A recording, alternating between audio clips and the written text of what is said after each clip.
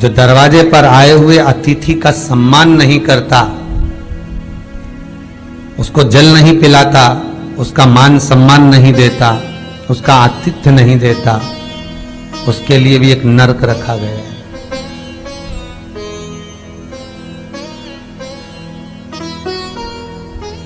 हजारों नरकों में एक नरक वो भी है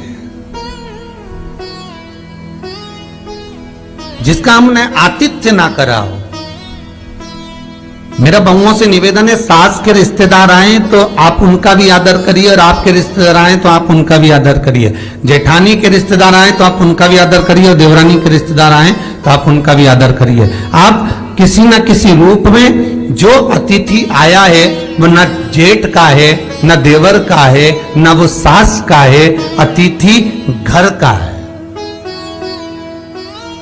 किसी एक व्यक्ति का अतिथि नहीं है।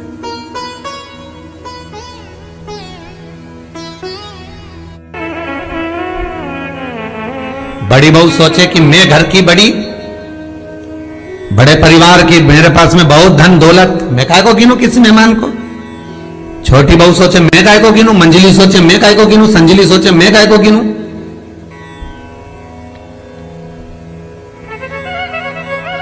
तुम्हारे माँ बाप आए, सास अगर तुम्हारे पिता से, तुम्हारी माता से बात ना करे, देवरानी बात ना करे, जेठानी बात ना करे, तो तुम्हें कैसा लगेगा कि तुम्हारे माँ बाप आए और किसी ने सम्मान नहीं करा।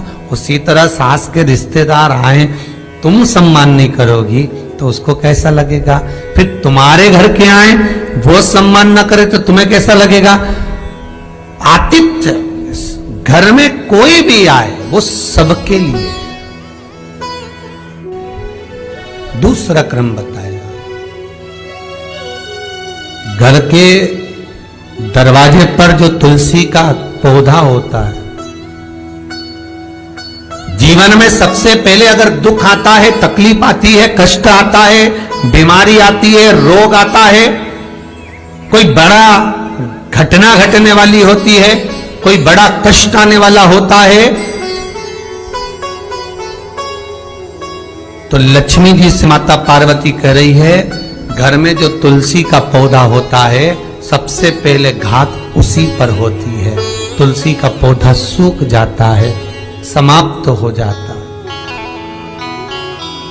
उसके डालियां मुरझा जाती हैं, नीचे लटक जाती है, मंजरी झुक जाती है, या तुलसी के कुंडे में जो मिट्टी है उसमें फफूंद पड़ जाती है।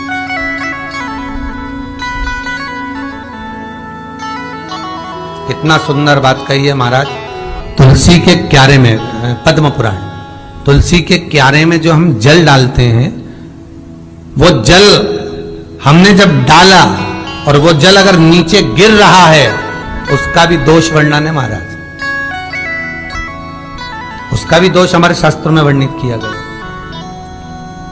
तुलसी के क्यारे में अगर जल डाल रहे हैं और वो जल जमीन पर बह रहा है, गिर रहा है, उसका भी दोष है। तुलसी के क्यारे में उतना ही जल दिया जाए जितनी मट्टी सोख ले, 2-4 8 बूंद पानी गिरे चल जाएगा। तुलसी के क्यारे में छिद्र रहता है, बूंद बूंद पानी टपक जाए वो चल जाएगा। पर तुमने तुलसी के क्यारे में जो जल भरा, लोटा भर भर के डाल दिया, और ऊपर से जो जल कुंडा भरा कर उलीच में से, अर्थात भराने के बाद जो नीचे गिर रहा है, वो दोषपूर्ण है महाराज, उसकी दोष था।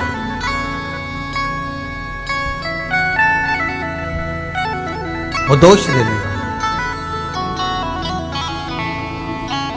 तो लक्ष्मी से माता पार्वती जी कह रही हैं कि दूसरा क्रम है घर में वैभव, लक्ष्मी, संपदा, प्रतिष्ठा, यश, आरोग्य को पाने के लिए तुलसी के क्यारे की आराधना, तुलसी के कुंड को नमन करना। तीसरा क्रम कहा, घर में चाहे नल लगा हो, चाहे आरओ का प्लांट लगाओ, पानी का, घर में छोटा छोटा आरओ प्लांट लगा लेता है,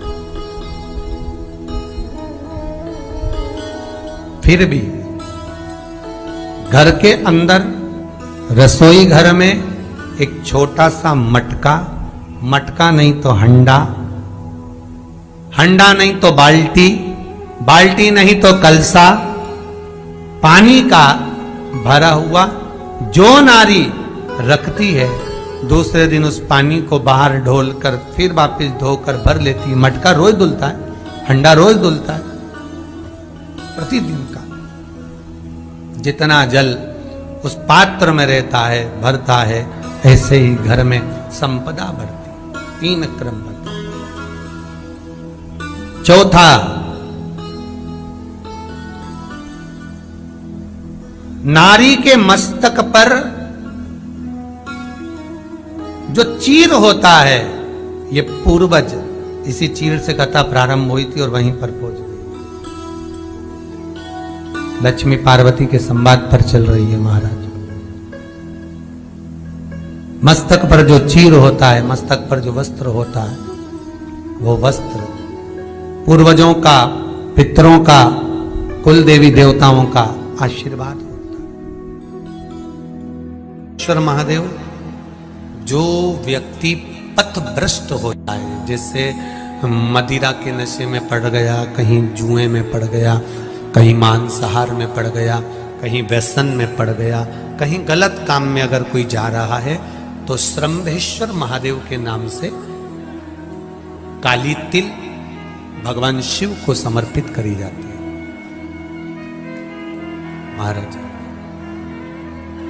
काली तिल को वापस उठा कर ले आते हैं। उसी काली तिल को जो मदिरा का नशा करने वाला होता है या जो गलत व्यसन में डूबा हुआ होता है, उसको वो सुबह के समय अगर नहीं खाता तो भोजन के साथ उसको दिया जाए। श्रम्भेश्वर महादेव। एक बेलपत्री का भी बहुत अच्छा प्रयोग है श्रम्भेश्वर महादेव का।